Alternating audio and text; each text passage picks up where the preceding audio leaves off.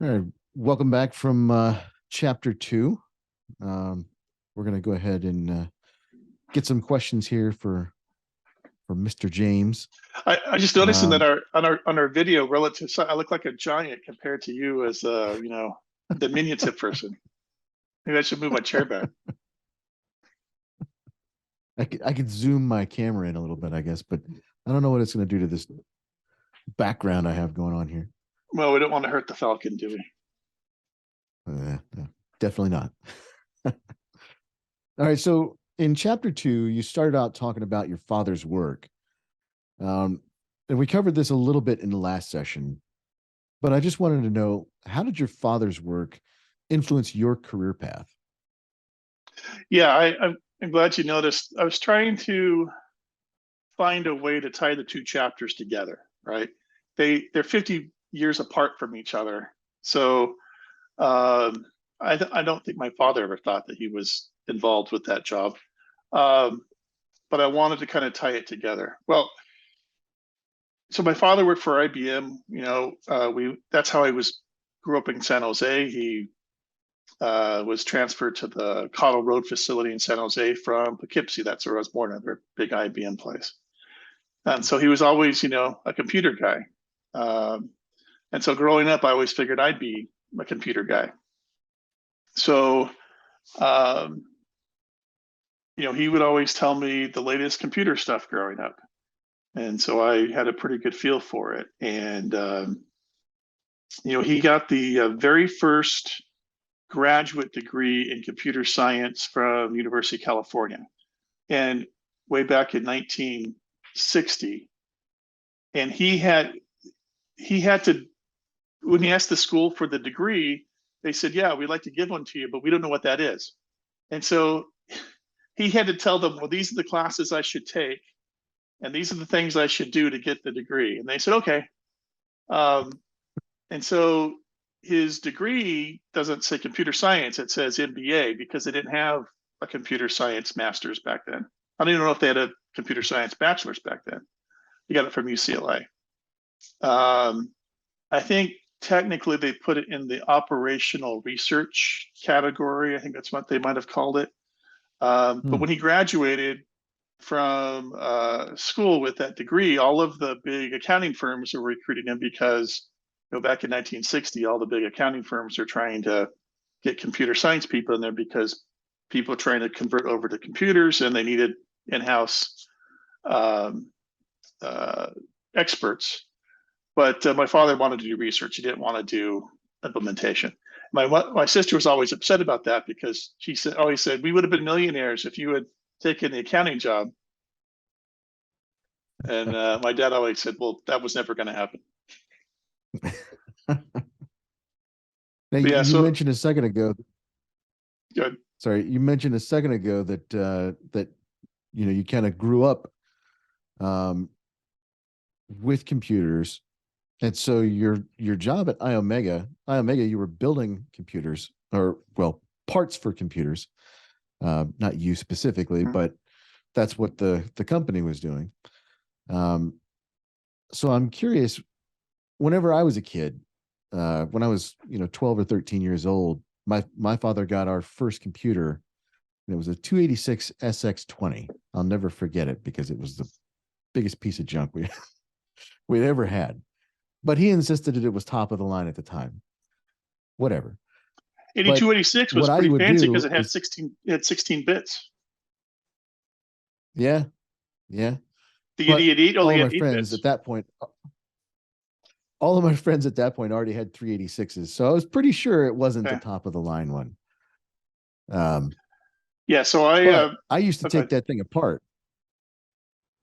I don't know if you ever got into disassembling your computers and all that stuff. Well, yeah, you don't know this about me, but I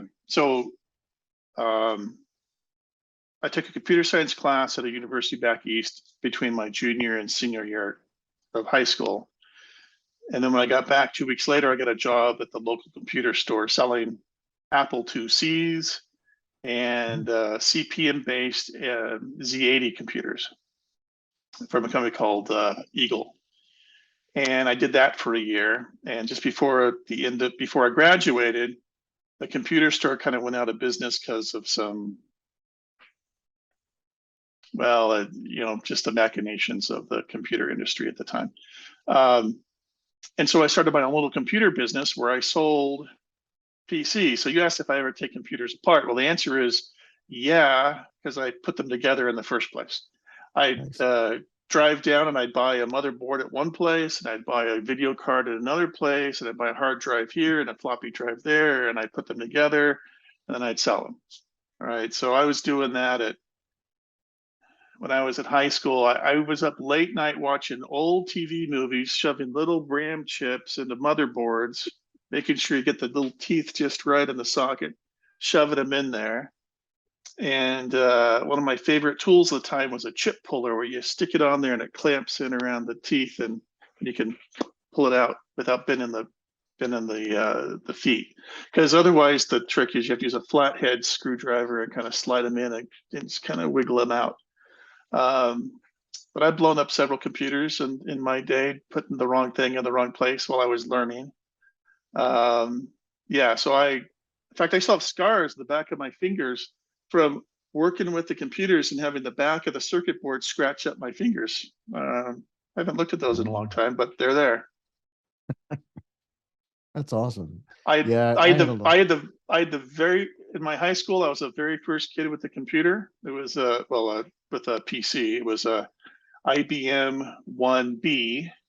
And then I was the first kid at my college to bring a computer to school, which is hard for people to think about now, right? Everybody has computers. And I mean, my daughter in grade school has a computer the school gave her. Because I was the only Good kid that went for a into her, like, monitor. I was the only kid that had, my papers were printed out from a dot matrix printer. Everybody else was, typed. Yeah. Now, were you carrying around one of those big old CRT monitors? I had a CPM thing, so it was all in one big chunk. Kind of, Oh, I see. it was about the same size as the iMacs from around Hmm. the turn of around 20 years ago. About a 13-inch screen and an enclosure, That's heavy. cool. Takes two hands to carry it. But yeah, I did all that stuff. And then I did it again later. That's how I paid my way through college. Is I built computers and sold them, and I wrote custom software, mainly like small accounting applications for small businesses. So on the screen, it looked like what they used to have on paper. Instead of them having to learn a accounting application like Peachtree, I'd write the software so their learning time would go to zero. Yeah. That was something that I never could really get into, was the software writing side of computers. I tried a couple of times. I took several C++ courses when I first went to college, and I was going to be a computer science major. And after two courses, one that was Unix based and one that was visual based, I then went into the advanced C++ class. And after 30 minutes of that, I knew that computer science was not in my future. Well, in my school, the first day, there were 800 people in the class. And the professor got up and said, now, at our school, we're very selective on who we let into the major. So unless you really are fully dedicated, you should just leave right now. And no one left. And he said, okay, well, this is how it's going to work. This class, we're going to fail half of you. The next class, we're going to fail half of you. And finally, the third class in this series, we're going to fail half of you. And those that remain, if you're good enough, you take two more classes, and then we'll let you into the major. And that's what they did. Whatever, they just made a curve and took half and threw them away.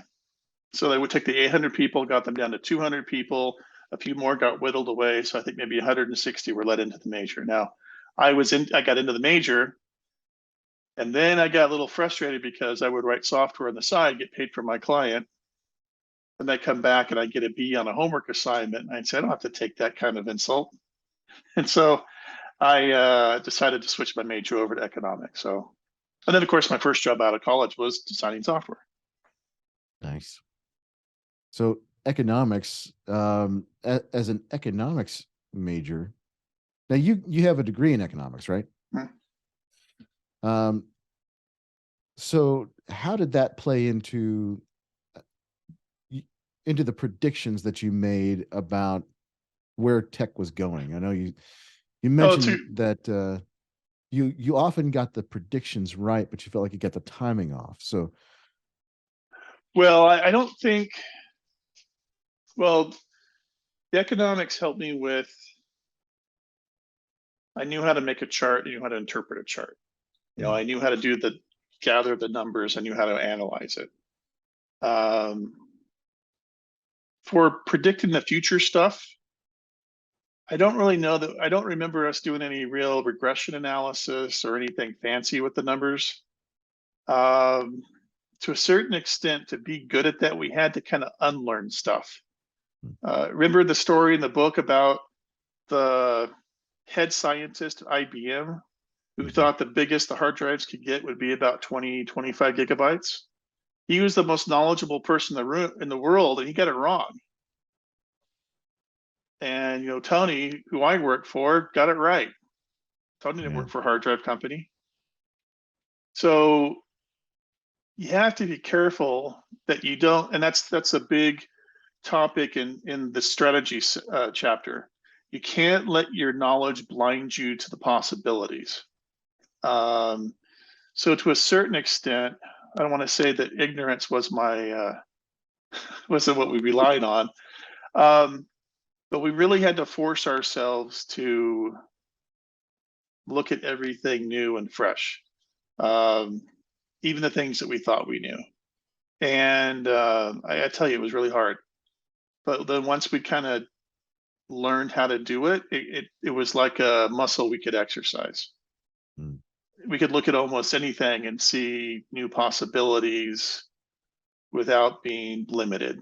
Now, I wish I exercised that muscle as much now as I did then. But again, if you, the techniques in the industries and jobs chapter in the book are the techniques that we used by looking at what customers want to do. That gives you a good understanding of what needs to be done, and then you could go back at the technology to find out how to do it. yeah. I mean, What do you? the looking for the technology side was kind of fun. I kind of felt like Carmen Sandiego. We went all over the world looking for. I mean, I went to one of my favorite trips on that exploration was going to Nara, Japan, where they have the big wooden temple. They have the deer that are all tame walking through town. We went there to visit Sharp because we were looking for how do we get a touch screen, and there Sharp was the leaders in touch screens or Mm, small screens. And so we flew out there to talk to them and um, learned everything that we could. And at the time, it just wasn't good enough. yeah. But we didn't. I mean, I left before we could pursue the how long will it be until it is good enough. We didn't get to that. What do you think so on your predictions, what do you think the limiting factor or factors were for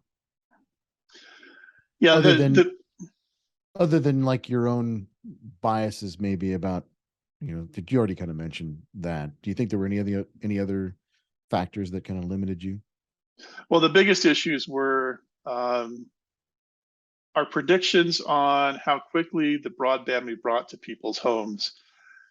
We didn't do any primary research on that. We only relied on what everybody else did, and that was off by a couple of years. Um, the biggest issue was the people that should have done the things that we predicted just didn't do it. And I don't know why. I mean, why did it take Disney until 2019 to have the Disney Channel or Disney Plus, I guess it's called? That should have been 2008. The technology was there, everything was there to do it. Even they had bandwidth into homes then, and they didn't. Netflix did it. I mean, we never saw Netflix on our list of possibilities. I Yeah. suspect the reason why Netflix did it was because they weren't blinded by their past, right? If you were to if I had to make a bet, I would say Disney was so caught up in their distribution channels, they couldn't imagine themselves doing it directly. And Right. then that gets into I don't want to skip ahead to the strategy chapter, but wow, we really expected um, web services and web-based storage. We really thought it would be either IBM or Cisco or Oracle, right? The leader in database, the leader in infrastructure, the leader in hardware and Mm. services. We thought one of those three would be the ones that came out with it, and who was it? It was Amazon. There's no way I would have predicted that. The booksellers. But I still haven't found what started them deciding to take their infrastructure and selling it to others. That was the big, it's the pieces of insight and courage for companies that make that leap. That's really amazing. Right. But it's also a shame that, there's got to be somebody at IBM and Oracle and Cisco saying, why didn't we do that? I did mention in the book how when we decided we wanted to get into the portable computing, Tony said, why didn't we buy Palm? They were just down the road. We could have bought that thing for like $300,000. We didn't even think about it then. We thought about it a year later, but it was too late. So you split off, excuse me. So Iomega actually split off from IBM. Tell me a little bit about how that went down. Yeah, so there were 8 engineers. They developed the Bernoulli technology, and IBM said, well, we don't want to sell it because it's too big for personal computers. Back then, people on the personal side were like Commodore 64s and Zilog based, hobby machines, and none of those people would spend $2,700 on a storage device, right? Hmm. And mainframe computers, what IBM really cared about at the time, well, they didn't want to sell a $2,700 10 megabyte drive. They wanted to sell a $250,000 100 megabyte drive. So it just didn't fit in what IBM wanted. So they said, well, if you're going to trash this thing, can we have it? And IBM said, here, take it, like no cost. So they were working in the Tucson office, and one of them said, hey, I'm from Roy, Utah. Why don't we go there? And Tony told me I didn't care as long as it wasn't Tucson. He was raised in Wyoming and didn't like the heat. So they all went to low cost Roy, Utah, which isn't much. But that's where they built the company. And how did you get into it? So you came along at what point? So in 1995, I was recruited. I was a product manager at a company. I was doing removable hard drives for the graphics industry, like printing shops Mhm. and people that were doing video editing and things. And we would take full size, like 170 to 500 megabyte hard drives, and we would shock mount them and put them in enclosures so you could take them out because the networks didn't go fast enough. So it was called SneakerNet back then. You'd yank out the 500 megabyte drive and you walk over and shove it into another computer. A lot of times people are moving it from that side of the room to that side of the room. Mhm. And then some of my clients were in the military where the information was classified. So in the day, they'd yank out the computer, put it in a safe. Yeah. And so I was making those. Well, Iomega called me up to want to this is just after they announced the zip drive and those were starting to ship. And I realized, oh yeah, this is going to kill me. So, so I got the call and I went in there and interviewed, and I blew the interview because I was thinking about, I was in a market where we wanted high average selling prices because the quantities were low, but they were thinking low price, high volume. So I blew that interview as a product manager. But in the interview, I mentioned about how in college, I was, into price theory and did a lot of analysis and did a lot of research on pricing. And so they hired me to run the channel marketing, and do all that kind of stuff. And then after a year, I switched over and did the strategy things. Yeah. So how long after you showed up at Iomega, how long did it take you to notice that they were doing things a little bit differently than other businesses? Well, like on the first day, um, I was kind of in a pocket. Not all the company was all Agilified. I was in a pocket that wasn't in pure marketing, and I wanted to be where the action was. And about 2 or 3 months into it, I was pulled in because the CEO wanted information, and I was the only one that could give that stuff to them. I think I mentioned I was always an agile person the way I was raised. I'd rather not have a meeting if I didn't need one. And I'd rather not worry about being fancy if I didn't need to, right? Give the customers what they want, but don't give them stuff they don't want. And I was in a department that was very much into style over substance. My manager even told me I should dress like him, which I thought was kind of creepy. So, I mentioned in there, I went into the meetings I had in the Kim stand-up meeting. Right. So I was kind of on the periphery, but I was pulled in occasionally, and I wanted to be where the fun was. And Tony was your ticket into that. Yeah, I didn't expect that. That was completely unexpected. I was managing the channel, and I negotiated the contracts with the big resellers like Best Buy and even some of the big OEM customers. And he was doing the very first licensing deal. And so he needed some help, and I was the obvious person to bring in. I worked a lot with the legal department, and he brought me in just for kind of contract negotiation. And I guess he saw that I was capable of doing a lot more. Because after the month, he said, "Hey, come work for me." And I said, "Oh yeah, please, let's go right now." That must have been a big relief. That was the career-wise, that was probably the best day of my career.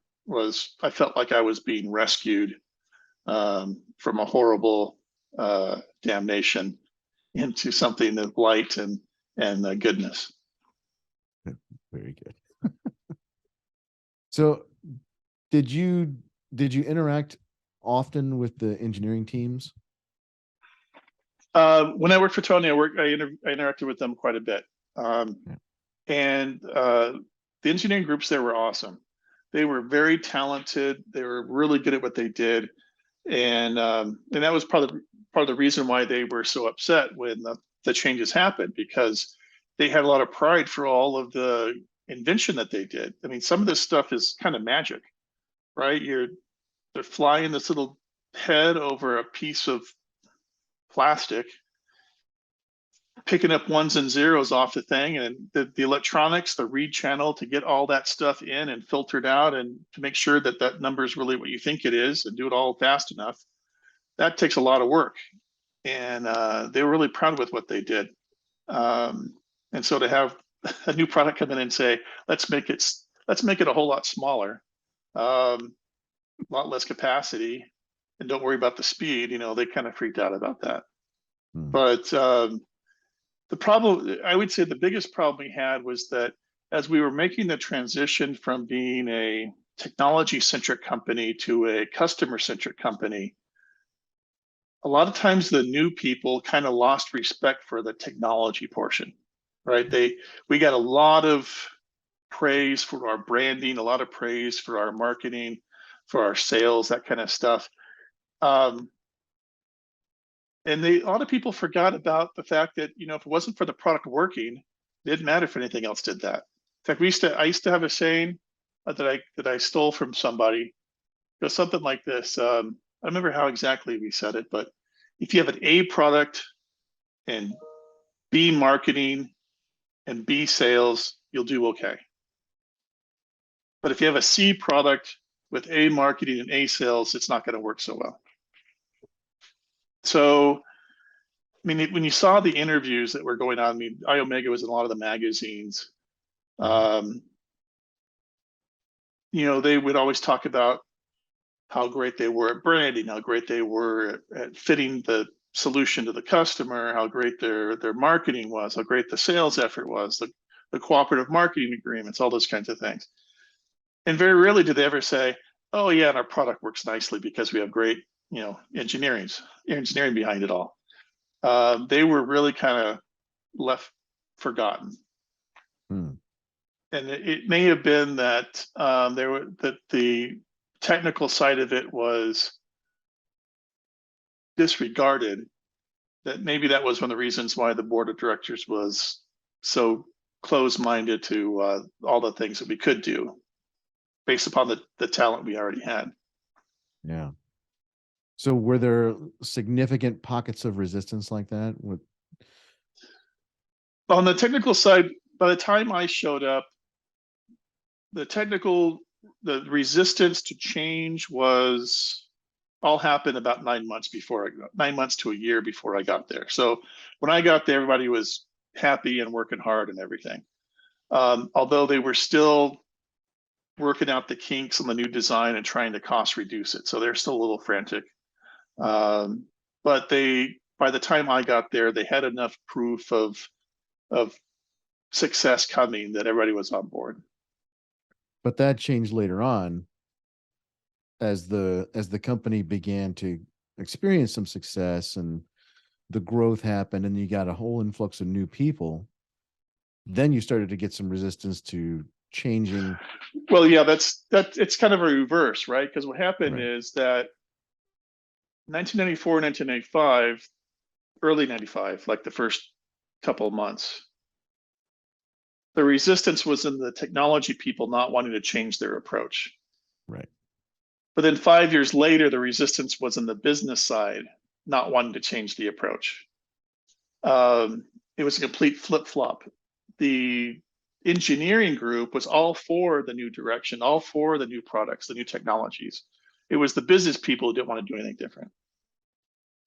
Why do you think that was?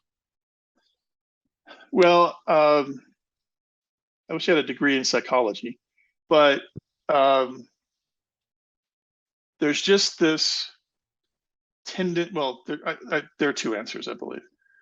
The first answer is kind of a simple cop out that people tend to want to do the least they need to. Mm.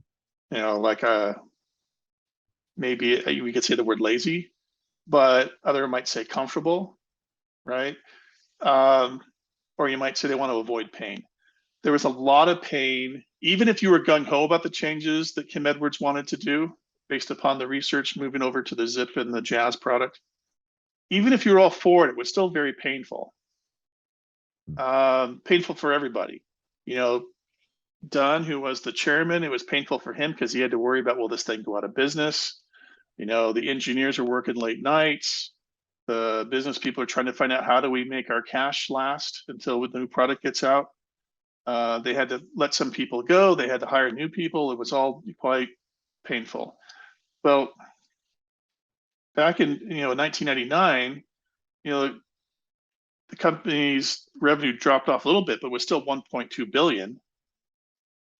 And why go through pain if you don't need to? Well, the answer is because you really need to. They Yeah. just didn't. They just didn't think so. They had the idea of, let's just take some more products and shove them through our marketing, and it'll be just fine. But they did not evaluate the situation to be as dire. So I brought some visual aids. So this is the click drive that I talked about in the chapter. See, it's 5 millimeters tall, and this is the click disc. All right. So the reason why it's called click is because when you put it in, it makes a little click noise. All right. Now, this is 100 megabytes. This little tiny thing here, little mini SD card, 32 gigabytes. 32,000 times more. 32,000. 32, 100, 320. 320 times bigger than that. Yeah. 3,200 times bigger than this. And look how small it is. And it doesn't require any power to work, just when you access it. And so it has to spin the disk around. We knew that was coming just because we knew about Moore's law, right? Mm-hmm. Well, if you think of yourself as a rotating disk company, you would say, what does Moore's law have to do with us? That's a semiconductor thing. Well, the answer is because this is coming, right? Now, we just never convinced them that this is an existential threat. Now, I mentioned in the book that I wanted to buy SanDisk back then. SanDisk is still around. It's still worth billions of dollars. Iomega died a long time ago. Yeah. And why is this doing well and this one die? Moore's law. Really simple. Nothing to do with the marketing team, nothing to do with anybody being, really smart or not being really smart. Just certain technologies go one direction, certain go in another.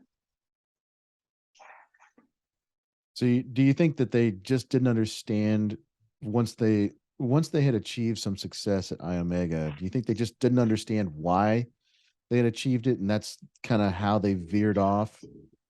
Yeah, well, that's the basic thing. I guess that's the $1 million question. That's what I try to emphasize in the book is that why was Iomega successful? If you were to ask them, they would have said the zip drive because we built it on the technology that we had for 15 years. That's not the answer. The answer has two parts. The first part is because we built a product that met the needs of our customers. We did the job they needed us to do. Well, that job changed over time because in 1995, the stuff that people had was quite minuscule compared to the stuff they had in 2000. The kind of stuff they had was even different. The things they needed to do with their data was different. So that was the first problem. The second problem is the way that we ran the business earlier was very different. We ran things very quick. We were able to move. We were able to make changes. We were able to figure out what's necessary and then fulfill the mission of the company because we're all focused on it. Back in 1999, the mission of the company was so vague there was no way to focus on anything. So we just had a lot of meetings.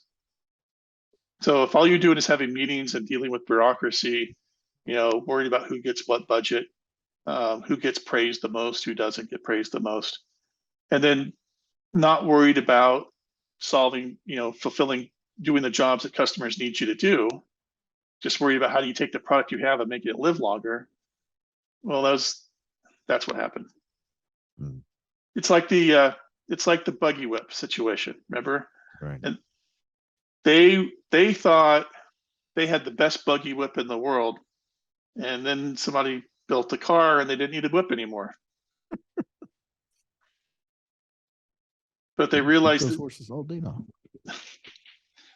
Yeah, that's happened to a lot of companies. But even when I go into cell phones a lot in the strategy chapter, even when you have the right industry, you still have to make the right product for people to do the jobs that people have to be done.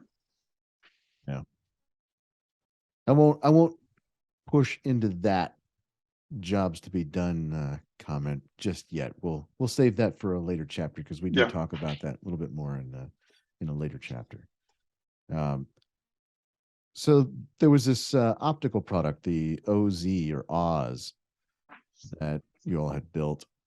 How difficult was it for the engineering team to develop that? So that was really the secret of the company. We had one optical engineer, and we had to recruit him and bring him in. We kept it really quiet. Some of the best intelligence I got from my competitors or from other companies I was trying to figure out was looking at the want ads, right? Who were they hiring? What are they saying they needed? That's how we figure out what they were building, right? So we decided that we didn't want to make the mistake of signaling to everybody else. So we never put out a want ad. We just found this guy and brought him in. we did a lot of research. We had a small group called Advanced R&D. I mean, fancy name. I guess we could have come up with something better than that. But we moved them to a separate building from the rest of our engineering group so that the stuff they worked on would stay somewhat separate. And we used the code words. I don't think many people could guess what we're doing, calling it Oz.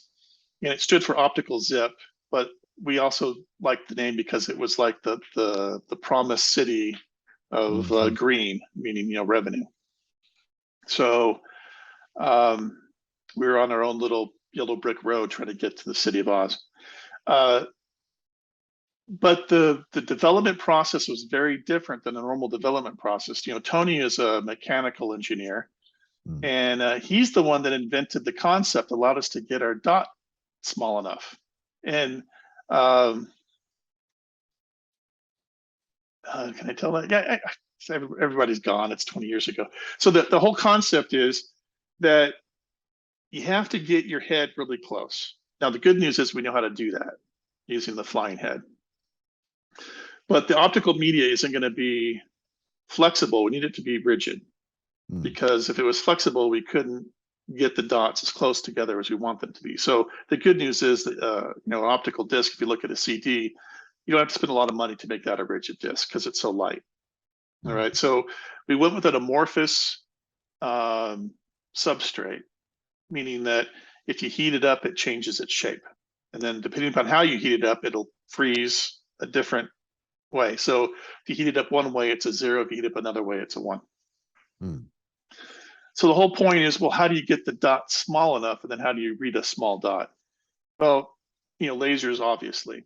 At the same time we were doing that, Sony was making a big dive in to try and figure out how to make a more dense optical disc. And they were working with blue lasers. And again, blue lasers have a smaller dot than red lasers because blue is a higher frequency than red. Sorry to get all high school physics on you for a second. No, that's cool. But the problem back then, if I remember correctly, the blue laser only worked for about 2 hours. Now, there were blue lasers, but I'm not talking about a brick-sized laser. I'm talking about a little laser you can stick on the end of a head that can float over a disc.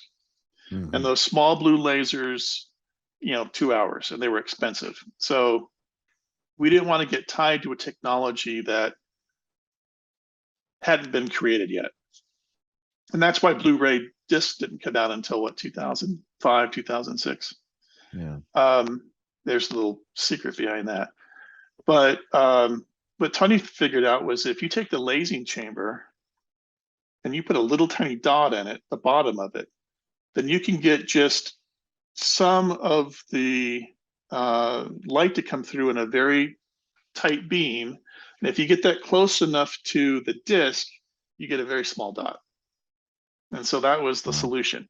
And you get the question of, well, how do you make a little dot at the end of the lasing chamber exactly where you want it to be? And that was, I can't remember in the detail. And the way to do that is by using a lithography trick, the same way that they make silicon chips. So you kind of print it on there and then you put some chemical on it and then it takes it right away. So we did a lot of work gathering the patents necessary to do that. I did a lot of flying around to places, negotiating license agreements from universities and companies. And again, all this was very, very secret. We didn't tell people why we're licensing or what we were doing with it. We didn't tell anybody the company that's what was going on. My friends would meet me in the lobby sometimes or downstairs as I was walking around. And they'd say, James, what are you working on? Where are you going? I said, well, I can't tell you where I'm going. And they said, well, why don't you just, I'll say some names and then you can wink. And I said, well, we're a public company. That wink would put me in jail. And so they were always trying to guess what we were doing, and they never guessed. I remember one time Tony was out at Kodak trying to convince them to move from silver over to digital. And he probably went there 4 times doing his very best to try to get the industry to move faster. And then one of my friends, he talked to me and said, "Hey, I heard that Tony was going to Rochester. Are we buying Kodak?" Well, I can't say anything. I wanted to say, "You're stupid if you think we do that." Uh, but I couldn't say that. I couldn't, confirm or deny anything. And then I remember one time he said, "Are we buying this company? Are we getting bought by the?" I can't remember what the question was. And I said, "Look, I can't answer the question specifically, but let me tell you this. Let me ask you, why do you think that we would be making that move?" And he said, "Well, the top leadership of the company is doing a lot of strange things. And this is the only thing I can think of that would tie all those things together." And I said, "Well, there's a possibility you haven't considered. Maybe the top leadership is making some dumb mistakes or being inconsistent." He goes, "Oh." Well, that's some pretty interesting information, especially about the laser stuff. I didn't know that the Blu-ray, what we call Blu-ray now, but it was a blue laser. So after 2 hours, it would just stop working Yeah. forever. It would burn out. Hmm. So they use a little light emitting diode as the light source. They put it into a lasing chamber, and then the laser would come out the other end. And I mean the chamber itself, it's tiny. Yeah. All fits on a circuit board. But they'd burn out, and they were expensive, too Yeah. expensive. And so the real magic to the Oz device was the very first systems we would ship could be $200 retail, and the very first blank disc we could sell would be $10 retail. And so you could be mastering, digital quality home movies for $10 a disc. Probably that price would go down to $1 pretty fast. And the cost to manufacture is probably 80 cents at the beginning. Mm. And we even negotiated. This is really cool. So we had the patent application for the encryption to make sure that everything was kept safe, and it required a serial number at the local disk or storage device.